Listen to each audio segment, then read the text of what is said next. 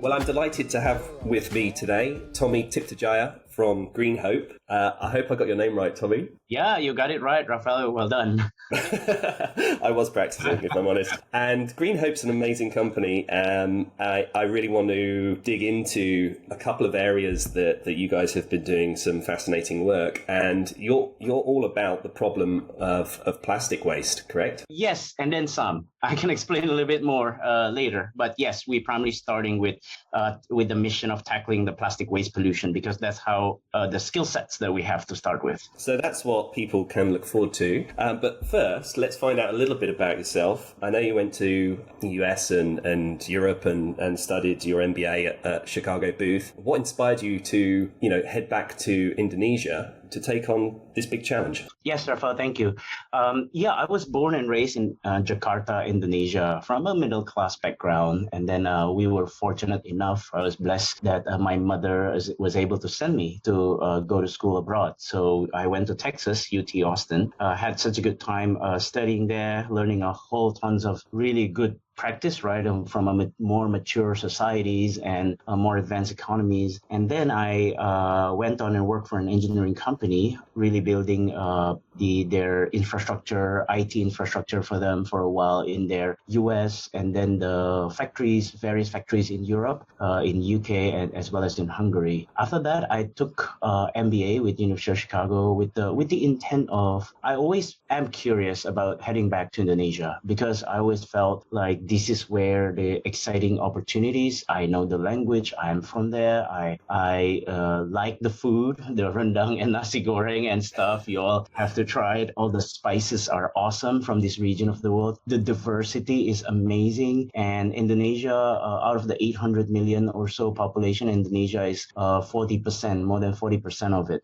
270 to 280 million. So it's a big country with amazing potential. So naturally, I felt like I can bring a lot of the good things that I learned from US and Europe to go back to Indonesia and participate in the growth trajectory of the country and the people and the culture. We have 17,000 islands, by the way. I don't know if you have tried to count it, Rafael. I never tried. But depending on the water level, maybe sometimes hovering between 14,000 and 17,000. It's an amazing country with so diverse culture. And if you take Indonesia as a base and you expand to the ASEAN, it's just a gorgeous region and with great people and great food and opportunities. People want to grow here. People have big aspirations here.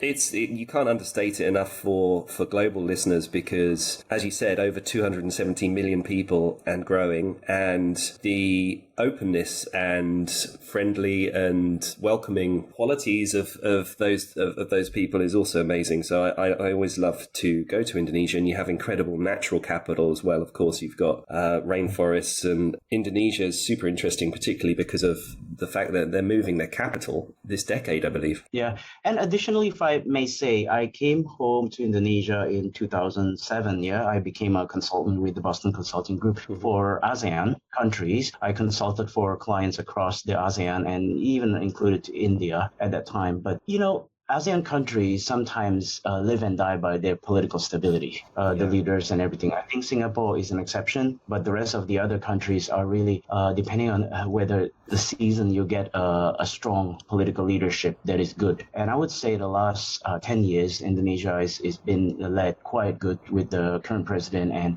he really have done a lot, laid the basic frameworks, infrastructure, reforms, and more certainty of law, and bring in more foreign investments and openness of the country. And I think that makes tons of a difference in positioning the country very, very well to the future. Completely. And so does, of course, private enterprise as well. So how did you get going with Greenhope? How did that start? So I was a consultant for a while, but I know that I always have this itch to really start a business that have more direct, positive, and social impact to the society. I always believe that the business of the future that can resonate with new breed of consumers, new governments, as well as all the B2B partners are the business who are really purpose-driven business, right? That has a bigger aspiration than just merely making financial returns. Financial returns is a good discipline and indicator of value creation, but the real value that we create is when we actually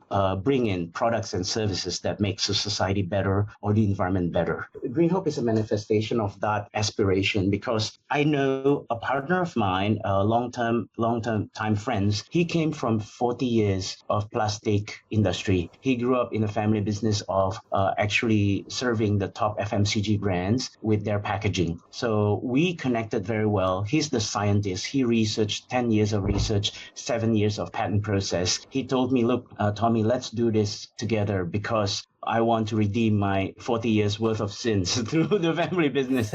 So I was like, okay, that's pretty good aspiration. Yeah, maybe my sins in polluting not as long, but definitely I'm a polluter too. And as I studied more about the space and about the urgency of it, and it's very clear that it's an urgent matter that needs to be resolved. And to a certain degree, it's an existential problem that we need to overcome together sooner than later. Massively. And to the point, we're all polluters. And I think that's the bit that boils everyone's blood, is that we're consuming products or we're buying products and we're, being diligent, we think, in disposing of them in the correct way. But the system lets us down. That's how it can feel sometimes, because you only need to dip into the waters in Bali or wherever and you're going to find ocean plastic. And I think we all know that something's got to give, right? Something's got to change. And we're just not seeing the change.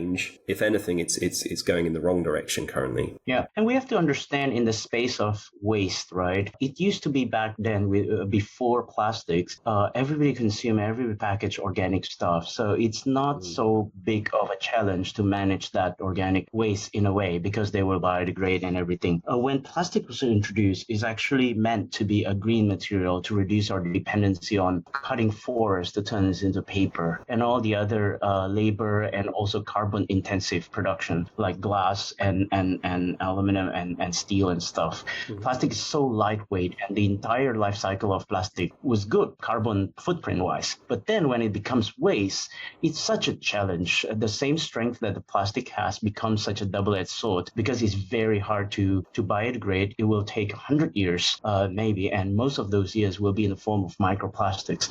And each of us inadvertently through our water, food, seafood we eat, we all like seafood, right? Living in this region already has microplastics in it. So the World Economic Forum report shows that you and I already eating cumulatively a credit card's worth of plastics a week. That's 10 to 15 grams of microplastics.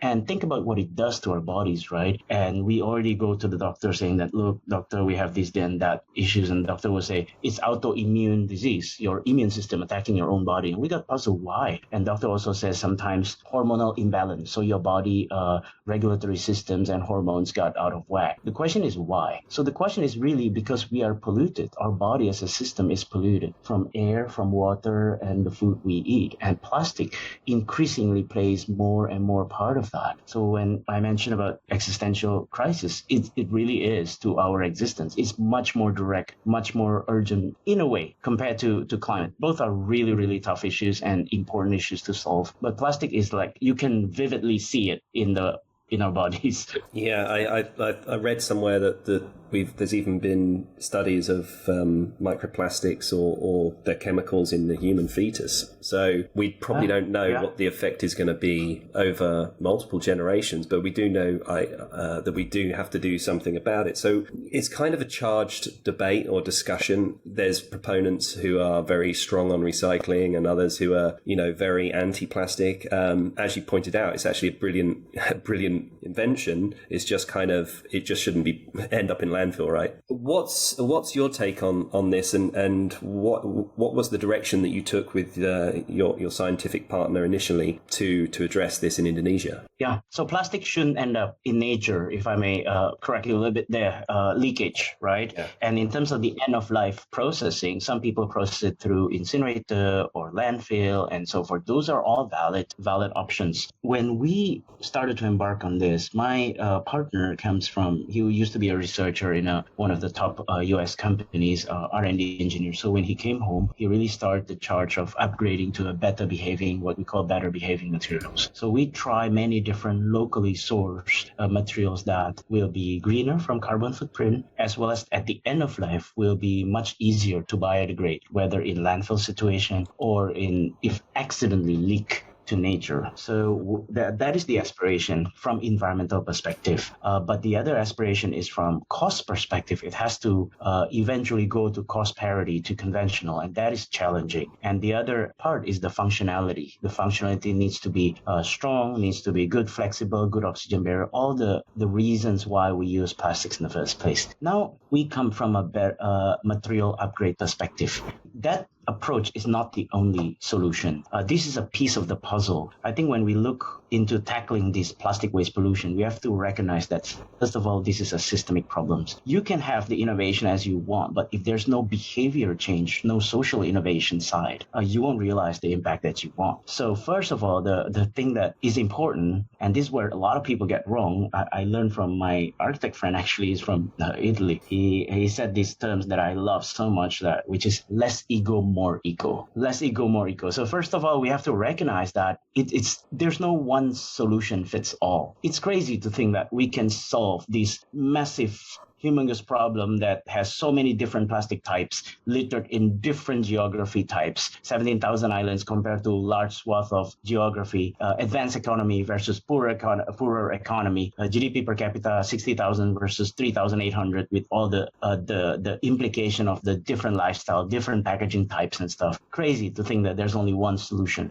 The one solution when you move to transplant it towards different geography and economy, the economic viability of that solution would change significantly, right? So our finding so far, at least on the ASEAN region, is that it's a growing region. Our GDP per capita, at least Indonesia, is getting close to 4,000, but it's a far cry from a typical European country or a US with 55,000 or 60,000, 65,000 US dollar, right? Mm-hmm. So the kind of packaging they can afford with their weekly wages, daily wages is different. So we always say that, look, the solution is, first of all, yes, we always need to improve waste management service, plug the leak, so to speak. We all need to work together for that. There's no single entity, even government will be too small. The budget won't be enough if we don't all work together. So improve the waste management through technologies, through better collection, behavior change, and so forth. And then reduce the first R is reduce. Reduce the usage where we can, and don't double bag, don't hoard these packaging and stuff. And then we reuse, right? Bring in your water bottle, Rafael, bring in your own bag if you shop and everything. But then when we talk about global trade, export, import, mm-hmm. protection from rain and everything, 17,000 island, distribution of fast-moving consumer goods, impossible to escape packaging. And when we talk about packaging, we need plastic or plastic-like material. Then the third R is we explore, is it economically viable to recycle? So what we found is that PET is the most expensive, one of the highest value plastics. PET bottles are closest to be economically viable to recycle. Yeah. Then all the mineral water bottles, PET bottles, go ahead and go recycling route. But then we find a lot of films or multi-layer packaging, snack packaging, coffee mm-hmm. sachet, and all that stuff. Yeah. Garbage bags full of garbage already. It's gonna be too cheap, too dirty, too mixed up, too messed up to be collected and washed. You know, remember, water is another scarce resource. Yeah. We can't do mechanical recycling for that. It's going to be too value destroying. So for those items is what we call in Greenhope return to earth items. We need to just make them biodegradable. And don't worry of trying to save the material, because you need to burn more cash, fungible cash, to try to save that little materials that is left. So if we make it biodegradable with a carbon good, better behaving carbon footprint also, therefore carbon offset, it will be a good economically viable solutions. So that's return to earth is Greenhope's piece of the puzzle contribution to the system-wide problem. Yeah. The fourth R, if you like, we all know reduce, reuse, recycle, but you're saying return to earth is actually the fourth R, and that's where you've been putting your energy on that piece of the puzzle, it sounds like. I think people can check out your TEDx, because you did a talk where you bring up less ego, more eco, and the title surprised me, because it's why tech innovation is not enough to beat plastic pollution, and you're working on a tech innovation business, so it's good to see that you're thinking holistically Obviously, you believe you guys are part of the puzzle, but you're right. It is a complex systemic issue. Are we seeing appetite from traditional FMCG companies and things to adopt these technologies? Are you getting interest for your solutions? We are seeing appetite, and we're very glad with the trend, especially the last couple of years, 3 years, and COVID didn't make it this appetite to go away, actually, because they realized this is a serious problem that's going to bite them back in the end, because all these plastic waste, some of them carry their brands right into the oceans, of course, the rivers, yeah, everywhere. So yeah, it's true also that those packaging, it's not necessarily their doing, to cause it over there, but it does carry their brand. It does imply that we all need to take responsibility in working together in finding better behaving material, in improving the social innovation side, the waste collection, the behavior modification side, and everything, so that at the end of it, people need to realize the negative externalities of this problem is so serious, and how we can internalize that negative externality into our value chain, post-production, into the waste management and post-consumer and all that stuff, right? So that there won't be any negative externality costs anymore, but we all need to work together to internalize that into the system. That's what we need to do, and we need to think about it. If we don't, what people need to realize, and this is important for the government, and they are increasingly realizing that, is the cost of not doing that is actually can be fatal and can be threatening to legitimacy of the government as well. Imagine, for instance, a beach in Bali. If it got polluted, washed plastic from the ocean once every month, then suddenly once every week, suddenly once every 2 days, the livelihood of the local people completely wiped out, right? Yeah. And that is increasingly not far-fetched scenario. It's not a scare thing. It's really happening today. So the government is really also stepping up to really work on this. So the challenge is really how to each of us together can sit down and draft a proper roadmap where we each of us find our roles in it, instead of negating each other's solution and say that our solution is the best, everyone else is greenwashing and everything. That approach is just not productive at all, and we should stop that. It's if you are doing noodles business and people are comparing between noodles, you can say your noodles is superior, but this is like systemic problem where there's apple, orange, bananas, and all kinds of different things that you can't necessarily compare and always say that yours is superior. Yeah, completely. And you're at the sharp end really in Indonesia, because I think this is a global problem, and since China stopped, when was that, 2018 maybe, stopped allowing the import of difficult to recycle plastics from the West and other places, I know that Indonesia has had a heck of a lot of imported waste, along with their own waste, of course, to deal with. Why do you think that is? Well, this is some misunderstanding. It's very common. People only know half of the story or half truth. Right? This is some common misunderstanding if people say that, look, for instance, circular economy, and people just simplistically sometimes say, okay, circular economy means recycling at all costs, and even mechanical recycling. It's not. It's the whole thing. It's even the more renewable materials. It's actually the reusable model, and also recycling. A lot of those export of plastic waste were under the solution set of recycling. And what people is saying that, look, there's probably a parity and efficiency of labor or wage. Uneconomical plastic waste, or plastic waste that are not economical to be processed or recycled in developed countries, will be economical to be recycled in developing countries. To me, that is a social justice problem. It's and they always say, look, it's too valuable to be wasted, so we give it to you.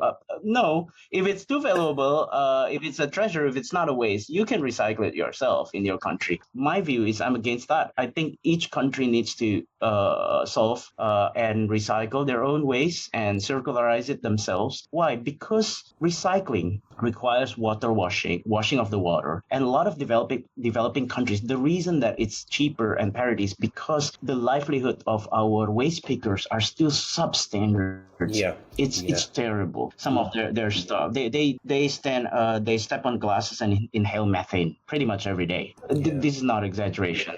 In the landfills, right? Open dumping landfill. That's the sole reason. And you can't take advantage of that. And because the problem is when we advance, where do we dump our waste? Do we dump to all the other less developed economies? That is not solving the problem, right? The way to solve the problem is to really understand what is the root cause of the problem. The root cause of the problem is if a certain solution against certain packaging material is not economically viable. In other words, you need to spend $1 to try to wash, chop, collect, separate, put it and turn it into recycled resins through mechanical recycling, but it's only worth 5 cents on the other end. The 95 cents, that gap is that, one, who's going to subsidize it? If you try to do that by dumping to other countries, that is not viable. And two, I would ask, is that circular economy to burn 95 cents worth of fungible cash to save 5 cents worth of materials? That is the source, the core of the problem. That's the economic challenge. So it's not right lah. I think that's why China, when they passed that law, they say it's a green sword policy. Green sword. Green sword. Right? Because they realize, look, these activities, yes, it makes some entrepreneurs and green entrepreneurs, recycle entrepreneurs very well off. But then I have increased number of waste pickers. That's probably not the national development path that we want. And we have use of massive amount of water and soil and everything that got contaminated from the post-processing, that there's no water post-processing on some of the processes.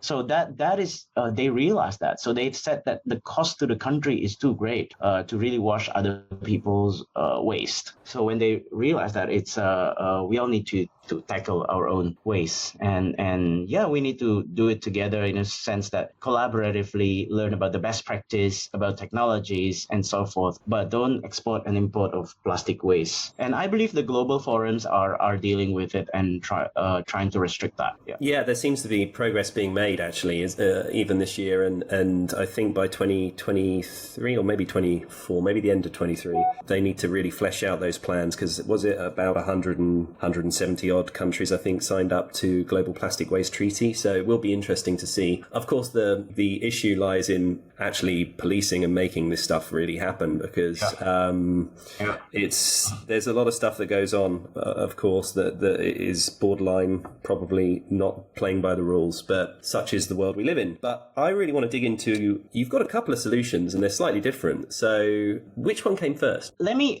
before we talk about the solution, if I can just to put some last comments on that topic, is that all those 180 countries and so forth, hopefully we will be able to wrap it up, because otherwise what's happening is that the developing countries is effectively, or even our waste pickers are effectively subsidizing the lifestyle of the advanced, more advanced economies, right? And that is by washing and recycling the plastic waste. That's and so that true. Is tough. And I think I've seen enough through our participation in global forums in many different places that it's fair to say that there's no single country on the planet that has solved this plastic waste pollution problem holistically. Mm-hmm. Yes, a lot of the developed economies are good role models because they're successful in solving the plastic waste pollution on the front end, which is the collection, the separation, the picking up organic waste during certain dates and unorganic certain dates, and no leakage to their rivers. It's the habit of the people to really not throwing waste anywhere in where they don't belong. Those are all very successful, and we need to continuously go towards that and imitate it. But the back end is always problematic. It is the challenging part. Yes, some of them have higher recycling rate, but some of them incinerate, right? Incineration is not very popular in global form because carbon footprints and everything. Mm-hmm. And then some of them also still export when they say, okay, zero waste to landfill ideology. But so long they still have the uneconomical plastic waste they use, they still export everywhere. Yeah. So they dump other people's landfill while claiming zero waste to landfill. So I guess what I'm saying is that no single country has solved it holistically. The back end is challenging. So we start with that humble acknowledgement so that we can jointly try to develop or discover the solutions together. Coming into your question about our solution, yes, we have few technologies because how we see ourselves is a green technology social enterprise. So we have a big innovation team led by my partner. He's the Chief Innovation Officer, Pasugianto Tandio, and his team has got at least 2 or 3 PhDs, and some of them are biodegradable, holder of biodegradable patents. Some are Japanese graduates, graduate from top university in Japan, and so forth. So we always try to look from the technology set perspective holistically. What technology is suitable for low-income segment that has very demanding costs targets? Which technology actually for middle and upper income segments, and which technology has less functional properties, but they have better green credential or environmental effectiveness. So how we see it is that it's always this trifecta of trade-offs. Rafael, if somebody tell you that there's no trade-off in material world, that is marketing speak, right?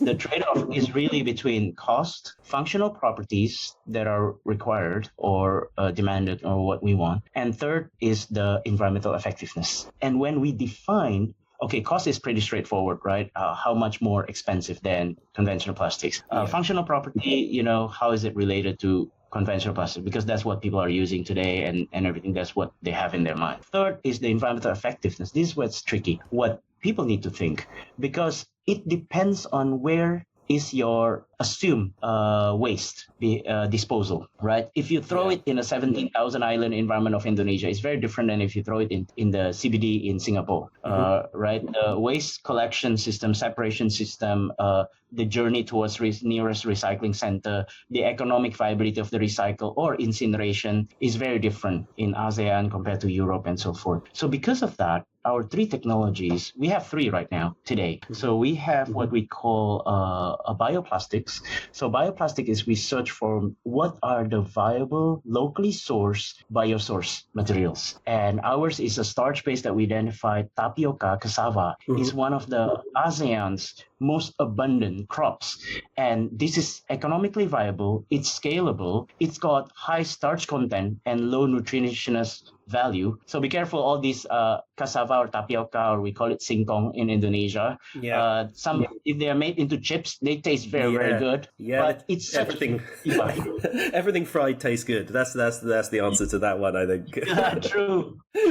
But it got this one is unique because it's got such a high starch content. It's very dense in carbs. And low nutritional value. So what that means is that compared to rice, to corn, to potato, to sugar, to all our other abundantly available crops in Indonesia, it's not main food staple. That is important point because we need to find stuff that are not competing with food. And this tapioca starch, even we can source from, we call it singkong racun, which is like a poisonous kind that people can't eat. We can source it from there and make it into a viable biosource with less carbon, turn it into bioresins, and we can turn it into shopping bags, the most common, or mulch films, seedling bags to plant, so you don't need to take it out again before planting. It can plant and protect the roots and biodegrade automatically after 3 months, within 3 months. And then we can turn it into rigid films as well, or not films, rigid car parts,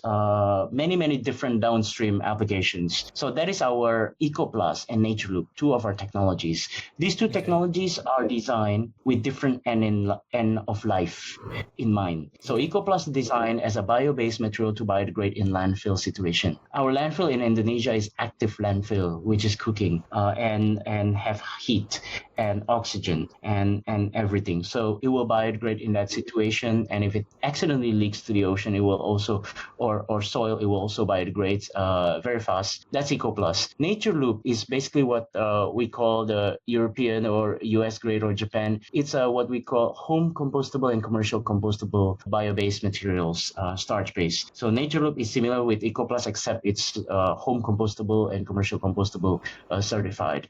It's very important to always think about the end of life, right? Where it's going to be littered, or if accidentally littered, or where it's going to be managed as the end of life. So those are our bio-based technologies. The downstream application can vary, as I already mentioned. The next technology is what we call commonly known as oxo-biodegradable technologies. This is our own in-house development. All technologies in-house development, already certified and tested and patented in US, Singapore, and Indonesia. So this third technology is called Oxium. And what it does is from naturally available mineral salts, we actually add it or substitute about 3% to 5% of the regular conventional plastic during production stage. What it does is it's spread out into the entire plastic polymer chains. And when it doesn't change the property of the plastic, it's very cost competitive. But when it's thrown out and exposed to sun, heat, moisture that is widely available all year round in our part of the country, it will rapidly cut off the polymer chains of the plastics.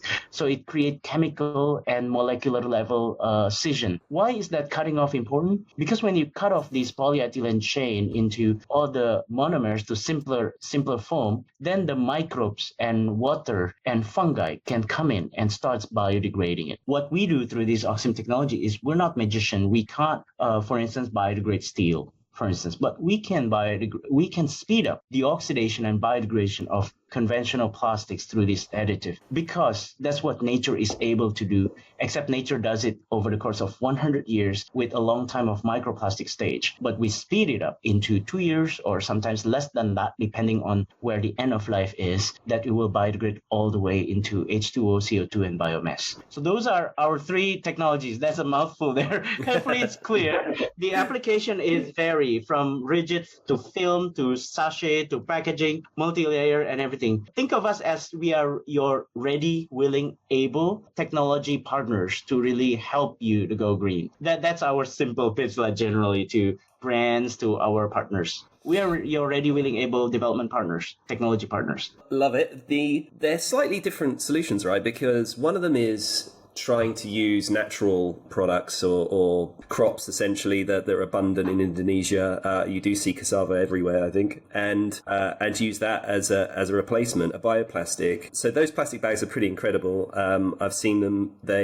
I've never tried to compost one. How long does it take for a bag to kind of dissolve or kind of break down? I assume it's much quicker than plastic, of course. Yeah. It will decompose depending on where you put it away. If it's like in a stable office, this important point here, if in stable office with no microbes, no water, no fungi, no humidity, and very dry and everything, it will largely be a little bit stable. It will biodegrade faster than conventional plastic. Conventional plastic will probably stay there almost forever. But then ours, if you put it away in soil, for instance, our seedling bags, within less than 3 months, they're gone. The reason we know is when we help the president's team to clean up the Citarum River, they do planting. They do like millions of seedling bags planting, and they use our seedling bags. They plant it in very difficult terrain. Yeah. And when they plant it, they plant the entire thing, not only the coffee seeds but also the seedling bag along with it. And then 2 years later, we just received reports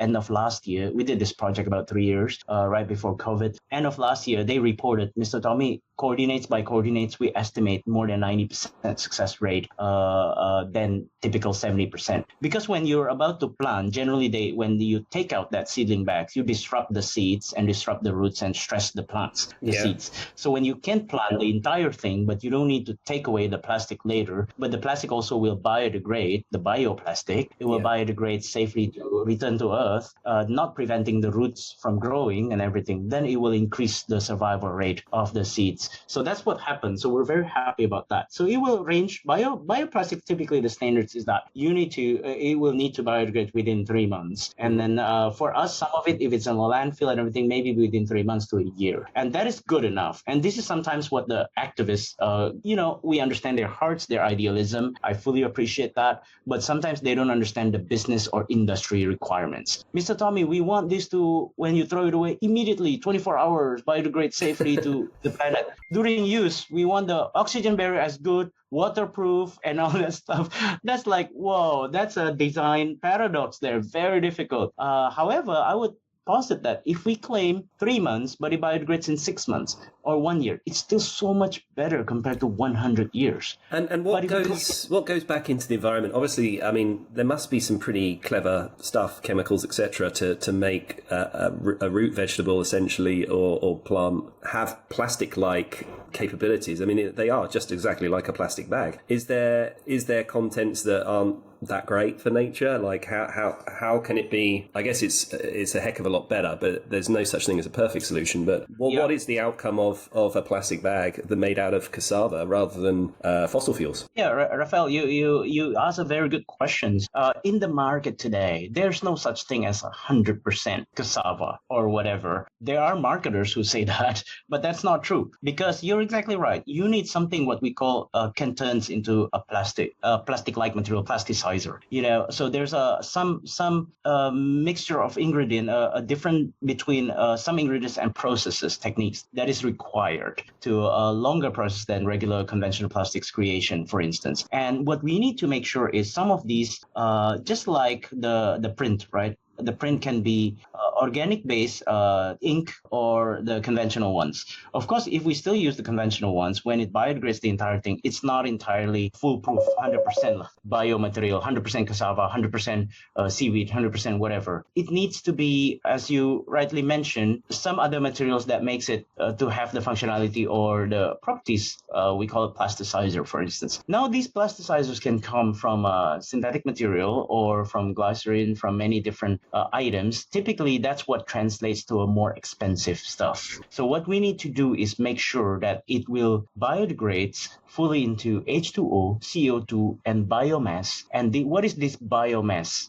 This biomass needs to be safe to the environment. And if there's like a trace level that is very, very minor trace level, there could be. But it's, as you mentioned, there's no perfect material, 100% material. If any, that's why we need to prevent the leakage at the same time. But it's a trace level such that it's entirely safe. Because anything we eat, even your food, right, it's got trace level of chemicals. If you think about it, and any snacks, anything, it's got that trace level. So the key is how to make sure that this biomass is safe. It doesn't impede plant growth. It doesn't exhibit any poison, toxic, and all that stuff. It doesn't make the worms die against the control of full organic stuff. It's for all practical purposes, it's almost the same as the organic biomass. So that's the kind of rigor that needs to be exhibited at the tail end of it. We call it the ecotoxicity test. So the test is actually 3 levels: the oxidation test, biodegradation test, and then after it biodegrades, what is this biomass, right? We know what CO2 is, we know what H2O is, but what about the biomass? Now we test the biomass entirely against the control. It's called ecotoxicity test. It has to pass all those things. And most of the standards today, like home compostable test, commercial composter test, and oxo biodegradable test, those already have the ecotoxicity at the tail end, which is very, very good. The other product you have, I'm intrigued how it was received into the market, because essentially Oxium is accelerating the breakdown of existing plastics to make the process faster than it would normally happen, I guess, just in nature. That probably is slightly polarizing, right? Because as plastics break down, you go through a microplastic phase, which is the bit I think that everyone's most concerned with as it enters the food chain and water and other places. How is that being received, and what were your thoughts on creating that product and the value that it brings? Super good question, Rafael. You're like the plastic expert now. That's like, wow. You've done your research. It can be polarizing. For some of them are reasonable reasons. Some of them because of competitive reason, and some of them because some of the practices were not straightforward. So I'll explain on those 3 things. One is for the right reason. For instance, this technology is actually not very popular in some of the developed countries for the reasonable reasons, I would say. For instance, in Europe, in many different parts of Europe, they say, Mr. Tommy, what you do if you upgrade conventional plastics, you will prolong the single-use lifestyle. Yeah, single-use plastic. We are a post-oil economy. Our energy is renewable, increasingly coming from renewable. Maybe not today, given the war, but the aspiration is going there. So Europe is all about fixing the plastic waste pollution from paradigm of reusable, where they can, And they can do it in a lot of the high income country with 60,000 GDP per capita. Why reusable can do in high income countries? Because to do reusable, to make it worthwhile, and all the carbon footprint of coming back and forth and washing, the container needs to be a certain bulk size, yeah?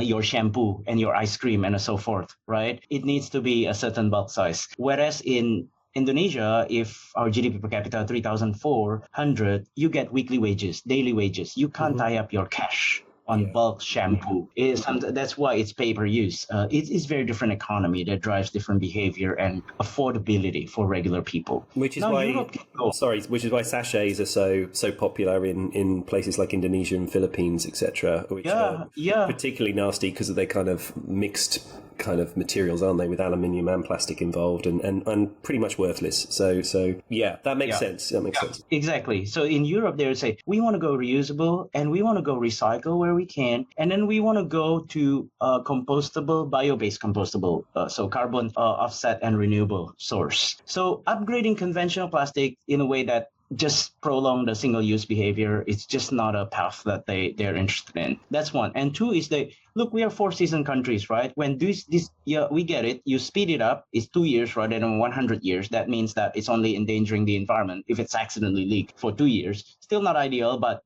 better than 100 years. But during four-season countries with during winter, only a couple of hours of sun and everything even in northern Scandinavian countries, less sun, less heat, less moisture, very dry. How fast it will biodegrade?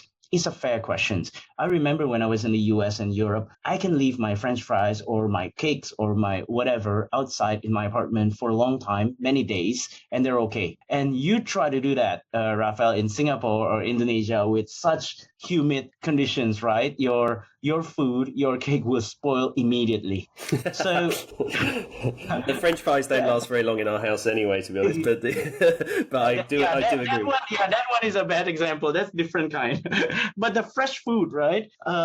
Indonesia, ASEAN is a big giant composting machines already. So our technology, Oxium works very, very well in tropical weather, tropical countries, and less so in four-season countries, which we totally understand. So that's the reason. And of course, their objection, the third one is, that transitory stage where you oxidize it physically fragments to microplastics, but molecularly and chemically biodegrades actually.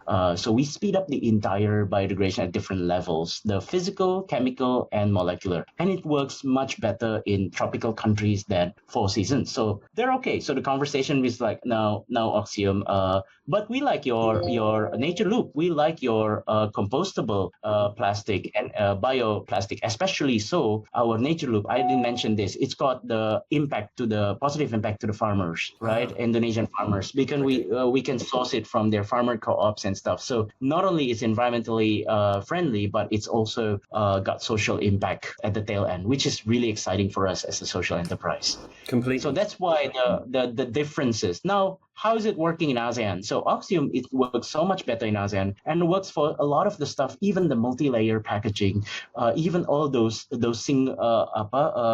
bread packaging, a lot of the packaging that are too uneconomical to be recycled, too cheap, too dirty, to contaminate, and it's meant to be gone to landfill. We can make the landfill to be a big giant composting machine also. It will biodegrade, and if we close the landfill properly, we can mine it through pipes and mine the CO2 and the methane. So it's really effective and affordable way to actually biodegrade all these uneconomical materials. That can happen in Indonesia, can happen in Philippines, in Malaysia, in many different places. Singapore is less so because Singapore's got incinerator as the tail end, and they just throw the ash to the landfill in Singapore, which is understand. Singapore land is so scarce, you better use it for commercial or residential, right? You don't want to create landfills in Singapore, too many. But the rest of us, we can afford landfill because the Singapore system is so expensive compared to developing countries. Yeah. So, I mean, I'm really hoping that these kinds of solutions that you're creating and other innovators and founders such as yourself, Tommy, start to take a kind of meaningful market share in in our everyday purchases or products that we're seeing on the shelves throughout Asia and globally, so that we can really start to address plastic waste a bit more holistically and a bit more quickly, because the appetite's only increasing. Of course, everyone's coming into middle classes in Southeast Asia, and they deserve to buy the same stuff that we've already had access to. And it's just been really positive thing, I think, if we can make a dent on this problem over the next decade. How can listeners or partners contact you, and what's a good introduction for you, Tommy? Oh, wow. Thank you so much. And your wish is our wish as well. Let's get together and work together on this stuff. It's really urgent and important topic. We are always looking for partners on all fronts, partners to implement this together, to measure this together, partner to develop solutions together, the downstream solutions. Yeah, we have the upstream technologies. We are not well versed in some of the application segments for car parts, for many baby chairs, whatever, other stuff. But it's a coming industry. It's an exciting new space, new world. So we can make it worthwhile from green story perspective, as well as from commercial and brand differentiation perspectives. So we're happy to explore with many partners from many parts of the world. It is a global problem, Rafael. Some of the waste that are in ocean this week in Indonesia, by next week it will probably be somewhere in East Asia, and we will be receiving some waste from different parts of the planet also. We share one global oceans, so we are open to work together. Current Greenhope supporters are some of the major Indonesian conglomerate, as well as a lot more investors from internationals as well, from Japan, from Singapore. So we're very happy to expand our supporter base, to really get more resources together, to be able to implement it together in as many places where it makes sense, especially because our technology is a portfolio style, right? Some technology is better for developed countries, some technologies for developing countries. So we're looking for all those partners. They can approach us from our website, www.greenhope.co.